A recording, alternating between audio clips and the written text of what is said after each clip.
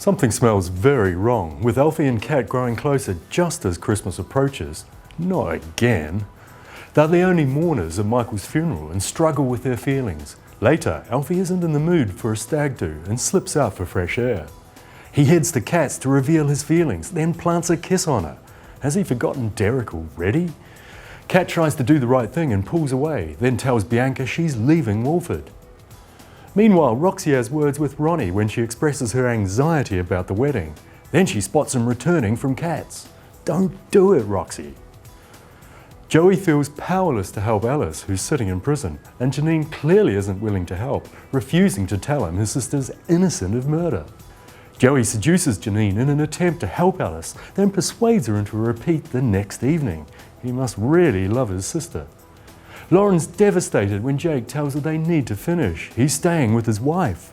A crushed Lauren considers telling his wife the truth. Phil lets Carl off the hook, then learns Shirley is alive and living with her sister Tina. He convinces Shirley to return to the square, but then Carl threatens Ben's life. Next it's Corrie. David and Peter have a ruck when David crosses the line with Tina, who's been sleeping rough and forces his way behind the bar to get a drink off her. Peter tries to calm him down, but outside David punches him full in the face. Gail's distraught at the state of her son and asks Audrey to take him in. But why is Peter so protective of Tina? Interesting. Meanwhile, Nick prepares for a full-time return to work, but Leanne worries when he misses a meeting with a wine supplier after a memory lapse. He's all over the shop and is confused when Leanne tries to talk to him about his mood swings. Tina's worried that Nick's involved when she turns up at school to find Simon already gone, and Leanne tells Simon he has to stay full-time with Peter now. Meanwhile, Simon's getting tormented by Faye and Grace. A bad influence doesn't even begin to describe this girl as they cause havoc at Tracy's. Grace menaces Simon, trapping him inside, and later they dress him up and smear him in makeup. You can imagine how Leanne feels about that.